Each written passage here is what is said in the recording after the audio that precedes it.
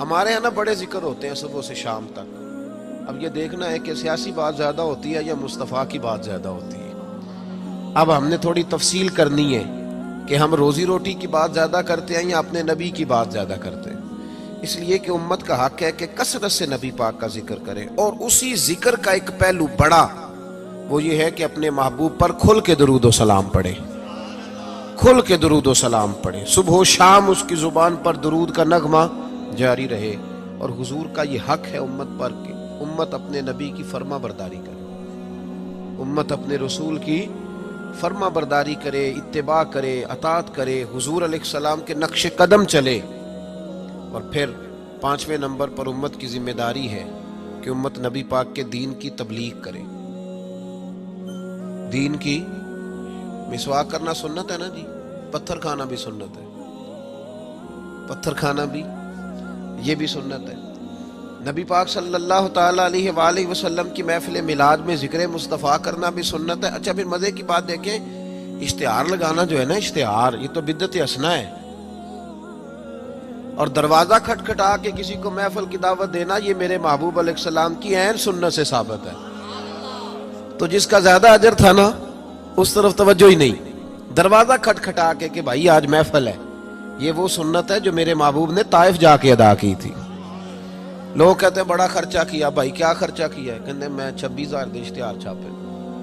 بھائی سب سے زیادہ ضروری کام، بہت سارے ایسے بد مذہب ہیں، ان کے بڑے بڑے ایسے مبلغ ہیں جن کا آپ نے کبھی اشتہار نہیں دیکھا ہوگا، مجمع ہزاروں میں، اس لیے کہ وہ ان کا ہر بندہ اشتہار بن جاتا ہے، ہر بندہ. تو یاد رکھے نبی کریم صلی اللہ علیہ وسلم کا یہ حق ہے کہ امت محبوب کا ذکر کرے، تذکرہ کرے، دین کی تبلیغ کرے. اور حضور کے دشمنوں کے ساتھ بغض رکھنا یہ بھی نبی پاک کا حق ہے. ایسا نہیں ہو سکتا کہ ایک بندہ حضور کی بے ادبی کرے، توہین کرے، محبوب کے نواسوں کو باغی کہے، حضور علیہ الصلوۃ والسلام کے صحابہ کو برا کہے اور ہمارا یار بن جائے. یہ حضور کا حق ہے کہ ہم نبی پاک کے دشمنوں کے ساتھ اپنے دل کے اندر کجی رکھیں، ان سے بچیں. میری باتوں کی سمجھ آ رہی ہے میرے بھائیوں؟ یہ حقوق ہیں جو ہم نے نبی پاک علیہ السلام کے حق ادا کرنے، اور جس سے محبوب کو محبت ہے اس سے محبت کرنا بھی ہماری ذمہ داری ہے. حضرت مجدد الفسانی رحمۃ اللہ علیہ فرماتے ہیں کہ میں نا گھر میں ختم شریف پڑھتا تھا، اصالہ ثواب کرتا تھا، تو میں بہت سارے صحابہ کا نام لیتا، اہل بیت کا نام لیتا، اصالہ ثواب کرتا، صرف سیدہ عائشہ کا نام نہیں لیتا تھا. تو کہتے مجھے نبی پاک صلی اللہ علیہ وسلم خواب میں ملے اور سرکار نے فرمایا شیخ احمد تجھے پتہ ہے نا میں اکثر کھانا عائشہ کے دسترخوان پہ کھاتا ہوں، تو اس کا ذکر ہی نہیں کرتا. تو ہر اس شخص سے جس سے محبوب نے محبت کی، ہر اس شخص سے محبت کرنا یہ نبی پاک کے حقوق میں شامل ہے. سب سے پہلی بات یہ کہ امت محبوب پہ ایمان لائے. کس طرح ایمان لائے؟ کہ جو حضور کہہ دے امت سمجھ جائے کہ اسی میں میری بہتری ہے، امت مان جائے آنکھیں بند کر کے. غیر مشروط اطاعت ہے ہی صرف نبی پاک کی، اس میں کوئی شرط نہ لگائے، مانے اور دل سے مانے. یہ نہ کہے کہ یہ کیسے ہو سکتا ہے مولوی صاحب، آپ کہہ تو صحیح رہے پر دنیا بڑی دور چلی گئی ہے، وہ دنیا داری بھی کرنی پڑتی ہے. اس میں گنجائش تلاش نہ کرے. جو حضور کہہ دیں اس پہ ایمان لے آئے، جو نبی پاک فرما دے اس پر ایمان لے آئے. نبی پاک صلی اللہ علیہ وسلم مکے سے ہجرت کر کے مدینے تشریف لا رہے تھے. حضرت ابو بکر صدیق ساتھ تھے. ابو جہل نے اعلان کیا کہ جو محبوب علیہ السلام کو معاذ اللہ گرفتار کرے گا 100 سرخ اونٹ ملیں گے. اور بھی بہت سارے لوگ آئے، سراقہ بن مالک بھی گھوڑا لے کے آئے. حضور تک پہنچ گئے. نبی پاک علیہ السلام کا اختیار زمینوں پہ بھی چلتا ہے، آسمانوں پہ بھی چلتا ہے. سرکار دو عالم صلی اللہ تعالی وسلم کو گرفتار کرنے لگے تو حضور نے زمین کو حکم دیا. زمین نے سراقہ بن مالک کے گھوڑے کی ٹانگیں پکڑ لی. گھوڑا اندر دھسنے لگا تو سراقہ کہتے ہیں میرے اندر سے آواز آئی یہ اللہ کے سچے نبی ہیں، لیکن ابھی میں پورا مانا نہیں.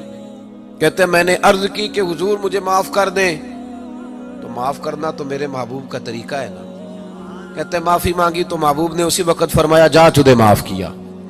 سراقہ کہتے ہیں میں نے پھر جرت کی، پھر بڑھنے لگا، پھر زمین نے میرے گھوڑے کو پکڑ لیا، ٹانگیں اندر دھسنے لگی. البدایہ والنہایہ اٹھا کر کے دیکھیے محبوب پاک سید عالم صلی اللہ علیہ وسلم نے دوسری دفعہ جب زمین میں اس کا گھوڑا دھسنے لگا تو پھر عرض کرنے لگے حضور معاف کر دیں. فرمایا جا تجھے معاف کیا. سراقہ کہتے ہیں آواز اندر سے آئی پر ابھی میں پورا مانا. آواز تو ہمارے اندر سے بھی روز آتی ہے کہ بدل جانا چاہیے, ہمیں دین کی طرف آ جانا چاہیے, پر ہم بھی تجربے ہی کرتے رہتے ہیں. اللہ ماشاءاللہ. کہتے ہیں 3 دفعہ ایسا ہوا, 3 دفعہ نبی پاک نے معاف کیا, پھر میرے اندر سے آواز آئی کہ یہ اللہ کے سچے رسول ہیں. جب تیسری دفعہ معاف کیا تو محبوب مسکرانے لگے. ایک کسرا کا بادشاہ تھا, توجہ ہے میری بات پر, کسرا کا ایک بادشاہ تھا تو ہاتھوں میں کنگن پہنتا تھا, موٹے موٹے سونے کے کنگن. وہ جب بات کرتا نا تو کنگن ہلتے, جس طرح ہمارے حکمرانوں کے بڑے للے تو للے نہیں. آپ کا ایک ایسا وزیر اعظم گزرا ہے جو دلی سے کپڑے خریدتا تھا اور آسٹریلیا سے سلوایا کرتا تھا. یہ غریب قوم کے حکمران ہیں. چلیں خیر, ان کی میں کیا بات کروں, اب تو پیروں کی گاڑی بھی 1.5 کروڑ کی آتی ہے, ان کی میں کیا بات کروں. اب تو لوگوں کو فقر کا درس ہے, دنیا کو کہتے ہیں فقیر ہوتے جاؤ خود امیر ہوتے جاتے. اب تو یہاں بھی حال بڑا اللہ ماشاءاللہ عجیب ہے, اس طرف کیا جاؤں, یہاں بھی رونا بڑا سخت ہے. غریب سادہ تو رو رو کے ہو گیا تائب, کاش اس پیر مغاں کو بھی مل جاتی توبہ کی توفیق. اور اقبال نے کہا یہ نذرانہ نہیں, یہ سود ہے پیران حرم کا جو لگایا ہوا ہے ٹیکس. آئے ہو تو کیا لے کے آئے ہو, آمدام برسر مطلب. وہ کسرا کا بادشاہ جو تھا وہ کنگن پہنتا تھا, جب بات کرتا تھا تو بجتے تھے. تو مشہور بڑے تھے کہ اس کے کنگن ہیں بھائی. نبی پاک صلی اللہ تعالی علیہ وآلہ وسلم کو جب سراقہ آگے بڑھے نا گرفتار کرنے, تو محبوب نے فرمایا تو مجھے پکڑنے آیا ہے, ایک وقت آئے گا کسرا کا علاقہ فتح ہوگا, اس کے وہ کنگن میرے غلام اتار کے لائیں گے, اور سراقہ میں یہاں کھڑے ہو کے سالوں بعد کا وہ واقعہ دیکھ رہا ہوں کہ اس کے کنگن تیرے ہاتھوں میں آئیں گے. اب ذرا رک کے سوچئے, مکے سے نکلے ہیں, مدینے ابھی پہنچے نہیں, ایک گاؤں پہ بھی مسلمانوں کی حکومت نہیں, میرے محبوب نے اتنی بڑی بات کر دی کسرا کا علاقہ فتح ہوگا. حضرت ابوبکر صدیق مسکرانے لگے. عامر بن فہیرہ فرماتے ہیں میرا سینہ چوڑا ہو گیا, بھئی تمہیں کیا ہوا؟ کہنے لگے محبوب نے کہہ دیا ہے تو انشاءاللہ علاقہ فتح ہو کے رہے گا.